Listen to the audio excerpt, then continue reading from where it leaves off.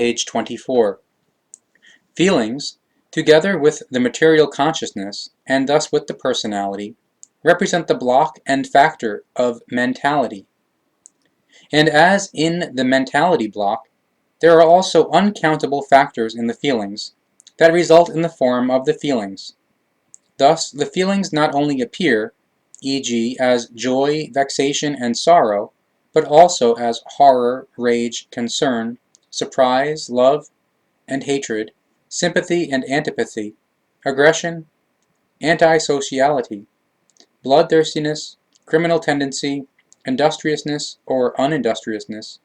religious tendency or truth tendency, phobias or hopes, and so on and so forth. And in whichever forms the feelings are generated or ausarten, they are always evolution dependent, even if the feelings are primal and unavoidable. The less advanced the human being is in his or her evolution, the more uncontrolledly they react towards their thoughts and feelings, and thus also their emotions. But if a human being lives in a higher evolution, then he or she also strives to better control their feelings, and to form them according to their higher evolution, and to live them out, through which, together with the material consciousness, his or her mentality is also imprinted. That comes to the expression as consciousness imprinting, and thus also as personality. From the teaching about the feelings, it follows that these cannot be described only as subjective states of excitement of varying thematic and changing intensity, which each time are more or less accompanied by pleasure or unpleasure, but that it involves impulsations that show an enormous range of forms of expression and accompanying forms, which are very difficult to comprehend in their entirety, and cannot be so simply tritely dismissed as pleasure and unpleasure. Thus, as well, there are not only a few basic factors given from which the feelings should result, as the scientists researching these phenomena presume, but actually uncountable numbers. Furthermore, it also has to be pointed out, again and again, that the feelings are not simply and fundamentally born out of one single factor, because, truthfully, these emerge forth from several and various factors. Pure psychic processes are both the origins of feelings and also material consciousness-based processes. Yet, in the feeling origination and feeling formation, genetic codings also enter into the realm of the feeling origin, which are practically created as a process of the biological evolution. But thinking and the powers of the material consciousness are also an origin, as well as the Empfindung block, by which the feeling world in the half-material psyche realm is influenced and co-formed out of the spirit realm. Thus, for the development and formation of feelings, not only one single block of psychic or physical, spiritual, or material consciousness-based nature is accountable and responsible, but rather several. Since the physical body, as mentioned repeatedly already, also plays a very important role in regard to the feelings and their origination and form, it should be self-evident to know that the change of the pulse and breathing frequency, as well as the volume and the condition of single organs and groups of organs, and the entire range of motor functions of the body play very important roles. Feelings are perpetuating energies and impulsations that color the personal living experience of the human being. They can occur as temporary and more body-related feeling conditions, thus, e.g., tension, ease or unease,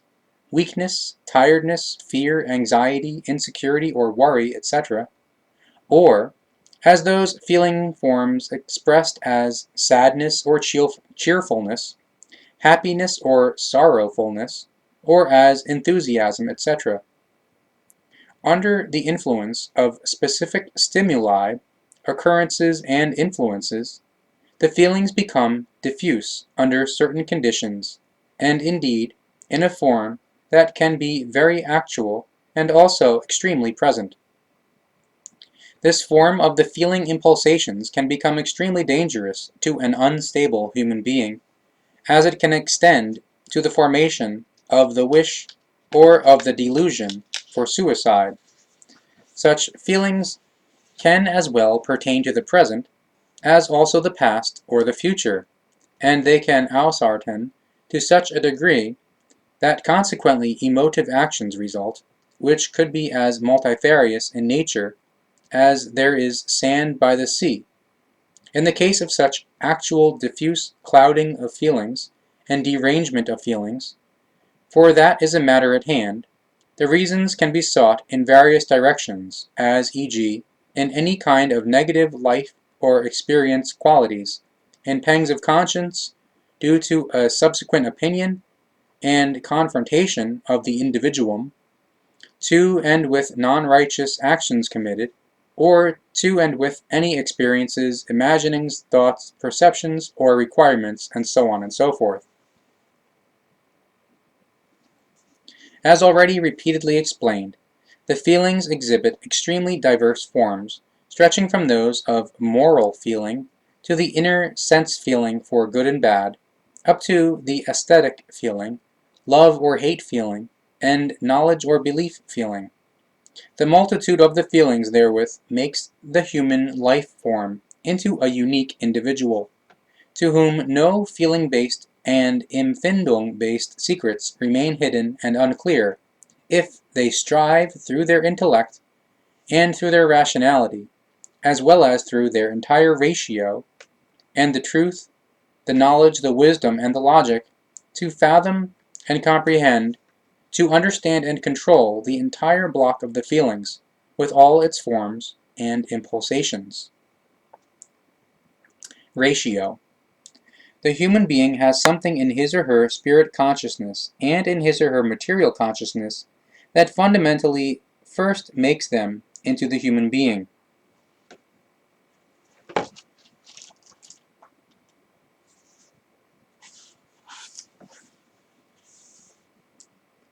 So, namely, their rationality, their intellect, their sageness, and their morals. All these factors together one names ratio. If now the word ratio is employed in the future in the study material instead of intellect, rationality, morals, and sageness, etc., then you know what is meant by it. Therefore, the factor ratio is not only to be found in the spirit, but even also in the material area of the consciousness form. The main task of the ratio embodies itself in remedying damaging arising ideas, so they cannot reach into the focus of the attention. It fulfills this task as long as it is in an awakened state. It means that it is able to function fully and correctly as long as it is not deadened by any influences, so for example, through hypnosis, hallucinogens, and alcohol, and so on and so forth, which are able to partially or completely turn off the ratio. The ratio is developed differently with each human life form. This is because, through the external and internal education, and through the entire earth life and experiencing, it is made into that, what it is. The diversity and gradation of the feelings are unmeasurable to such a degree that they cannot be expressed in words. Yet, nevertheless, they can be comprehended very well in a spiritual, consciousness-based, and material consciousness-based manner, if the human being works himself or herself up to the necessary high evolution. But throughout the entire universe, a great many life forms have not yet reached this level of evolution, in which case, the human being of Earth is also no exception in this regard, since on the entire Earth, not one Earthling can be found who has reached this evolutionary level. Also, no gurus, godly ones, and ascetics, etc. have attained this level, but neither have those human beings, figures and saints, etc., who have supposedly transcended to, quote, higher spheres, from where they, as supposed masters, rulers, and protectors, etc., should determine and guide the fate of the human beings of Earth.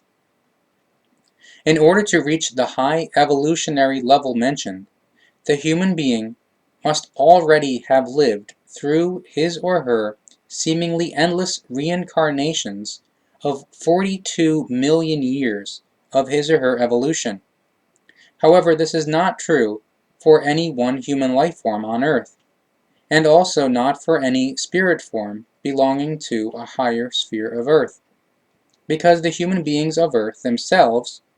those created on Earth, are still so young that regarding their evolution, they are only beginning to change their last baby shoes, while those human beings living on Earth, who originally came from the far reaches of outer space, only have a total age of 8 to 12 million years.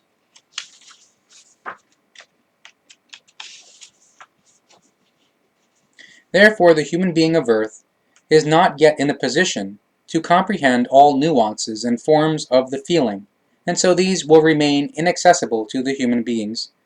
for still a very long time. When the human being of Earth will be able to do so, then he or she will have already long left Earth and will be living somewhere on different planets, because the blue planet will not exist for as long as the human being needs for his or her evolution, in order to be able to, one day, enter into the spirit realm. In regard to the feelings,